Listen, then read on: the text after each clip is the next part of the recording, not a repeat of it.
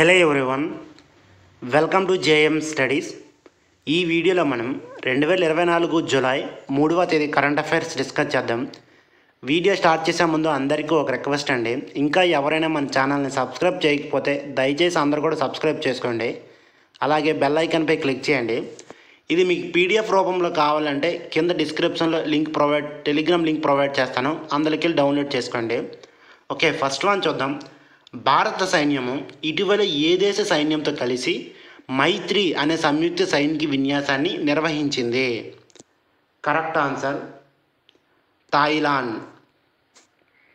July 1, 2024 భారతదేశము Thailand సంబంధాలలో ముఖ్యమైన సంఘటనకు నాంది పలికింది.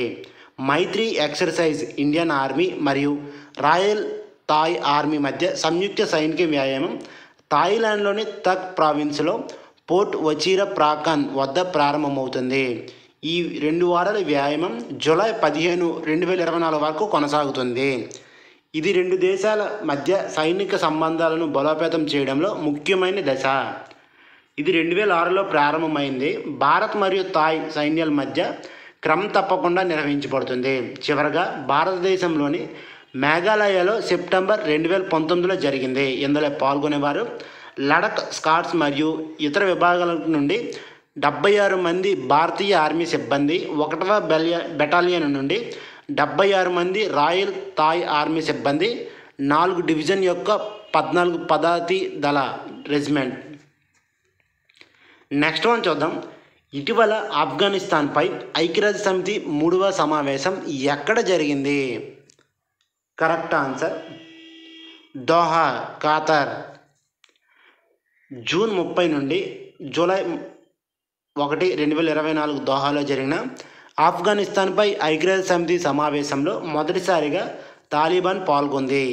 EU మరియు SCOతో సహా 25 దేశాలు మరియు సంస్థలు హాజరైనప్పటికీ గణనీయమైన పురోగతిని సాధించలేదు. జబీహుల్లా ముజాహిద్ ప్రాతినిధ్యం వహిస్తున్న తాలిబాన్ ఆఫ్ఘన్ పౌర సమాజ ప్రతినిధులను మినహాయించి వారి డిమాండ్లు నెరవేర్చిన తర్వాత చేరారు. భారతదేశం తరపున విదేశాంగ మంత్రిత్వ శాఖ నుండి JP సింగ్ ప్రాతినిధ్యం వహించారు. నెక్స్ట్ వన్ చూద్దాం. అంతర్జాతీయ టాయ్ ఫెయిర్ ఏ రోజు 100 మంది విదేశీ కొనుగోలుదారులతో ప్రారంభం కానుంది? Correct answer July 6. దేశ రాజధానిలోని జూలై 6 నుండి ప్రారంభమయ్యే 4 రోజుల అంతర్జాతీయ బొమ్మల ఫెయిర్లో అమెరికా, జర్మనీ తదితర దేశాలకు చెందిన 300కు పైగా విదేశీ కంపెనీలు, 100 మందికి పైగా దేశీయ కంపెనీలు, 100 మందికి పైగా విదేశీ కొనుగోలుదారులు పాల్గొన్నారు. ఢిల్లీలోని ప్రగతి మైదానంలో నిర్వహిస్తున్న ఈ ఫెయిర్లో 250కి పైగా భారతీయ బ్రాండ్లు తమ ఉత్పత్తులను ప్రదర్శిస్తున్నాయి. 15వ toy biz international B2B expo 2024 దక్షిణాసియాలోని అతిపెద్ద ఫెయిర్ అని గౌతమ్ తెలిపారు. భారతీయ బొమ్మల తయారీదారులు తమ ఉత్పత్తులు, సామర్థ్యాలను ప్రపంచ ప్రేక్షకులకు ప్రదర్శించడానికి ఇది పెద్ద వేదిక. ఇది కొత్త కస్టమర్లు మరియు భాగస్వామ్యంను ఆకర్షించడానికి, మా బొమ్మలకు మార్కెట్ పరిధిని విస్తరించడానికి మరియు ఎగుమతులను పెంచడానికి మాకు సహాయపడుతుంది. టాయ్ బీజ్ పరిశ్రమ ప్లేయర్లకు నెట్వర్క్ చేయడానికి మరియు ఒకరితో ఒకరు కనెక్ట్ కావడానికి ఒక వేదికను కూడా అందిస్తుంది. ఇది సహకారాలు, భాగస్వామ్యాలు మరియు జాయింట్ వెంచర్లను ప్రోత్సహించడంలో సహాయపడుతుంది. ఈ జాతరలోని అన్ని స్టాళ్లకు కనీసం 1,00,000 ఇవ్వాలి. Electronics, staff toys, playground equipments, board games వంటి వివిధ కేటగిరీల బొమ్మలను కొనుగోలుదారులకు ప్రదర్శించినట్లు చెక్క బొమ్మల తయారీ సంస్థ గౌతమ్ తెలిపారు. నెక్స్ట్ వన్ చూద్దాం. శాస్త్రీ భవన్లో జిల్లా మినరల్ ఫౌండేషన్ గ్యాలరీని ఎవరు ప్రారంభించారు? Correct answer Kishan Reddy. కేంద్ర గనుల శాఖ మంత్రి కిషన్ రెడ్డి రాష్ట్ర మంత్రి సతీష్ చంద్ర దూబేతో కలిసి న్యూఢిల్లీలోని శాస్త్రీ భవన్లోని జిల్లా మినరల్ ఫౌండేషన్ గ్యాలరీని మంగళవారం జూలై 2, 2024 ప్రారంభించారు. ఈ గ్యాలరీ స్వయం సహాయక సంఘాల ఉత్పత్తులను ప్రదర్శిస్తుంది. ప్రధానమంత్రి ఖనిజ క్షేత్ర కళ్యాణ్ యోజన కింద ఏర్పడిన మరియు మైనింగ్ కంపెనీలు వారి కార్పొరేట్ సామాజిక బాధ్యత కార్యక్రమాల కిందకి మద్దతుని ఇస్తున్నాయి. DMF గ్యాలరీ వివిధ జిల్లాల నుండి ఎస్ఎస్జీలచే సృష్టించబడిన ఉత్పత్తులను కలిగి ఉంది. ప్రస్తుతం ఒడిశాలోని కియోంఝర్ మరియు కోరాపుట్ ఎస్ఎస్జీల నుండి వస్తువులపై దృష్టి సారిస్తుంది. డిఎంఎఫ్ కియోంఝర్ నిధులు సమకూర్చిన Krishna self help group millet food ఐటెంలు, విత్తనాలు మరియు తాసర్ సిల్క్ ఉత్పత్తులను ప్రదర్శిస్తుండగా, డిఎంఎఫ్ కోరాపుట్ నిధులు సమకూర్చిన Mahima self help group lemon grass మరియు జపనీస్ పుదీనా ఆయిల్ ఉత్పత్తిని కలిగి ఉంది. నెక్స్ట్ వన్ చూద్దాం. జులాజికల్ సర్వే ఆఫ్ ఇండియా పరిశోధకుల బృందం ఏ రాష్ట్రంలో కొత్త జాతి కొమ్ముల కప్పును నమోదు చేసింది? Correct answer Arunachal Pradesh. Zoological survey of India పరిశోధకుల బృందం అరుణాచల్ ప్రదేశ్లో కొత్త జాతి కొమ్ముల కప్పును నమోదు చేసింది. దిగువ సుబంసిరి జిల్లాలోని తాల్లే వన్యప్రాణి అభయ అరణ్యం నుండి నమోదు చేయబడిన కొత్త విజ్ఞాన శాస్త్రానికి చెందిన జెనోఫిస్ అపాటాని అడవి వృక్షజాలం మరియు జంతుజాలం పరిరక్షణలో వారి చాతుర్యాన్ని గుర్తించి ఆధిపత్యం అపాటాని సంఘం పేరు పెట్టబడింది. నెక్స్ట్ వన్ చూద్దాం. నిర్మన్ పోర్టల్ను ఎవరు ప్రారంభించారు? Correct answer Kisan Reddy. కేంద్ర బొగ్గు మరియు గనుల శాఖ మంత్రి జి కిసాన్ రెడ్డి ప్రధానమంత్రి మోదీ యొక్క మిషన్ కర్మయోగితో సరితూగే నిర్మన్ పోర్టల్ను న్యూఢిల్లీలో ప్రారంభించారు. కోల్ ఇండియా లిమిటెడ్ ద్వారా ఈ సిఎస్ఆర్ చొరవ 2024లో యూపీఎస్సీ ప్రిలిమినరీ పరీక్షలు ఉత్తీర్ణత సాధించిన దాని కార్యాచరణ జలన నుండి ప్రతిభావంతులైన యువతకు సహాయం చేయడం లక్ష్యంగా పెట్టుకుంది.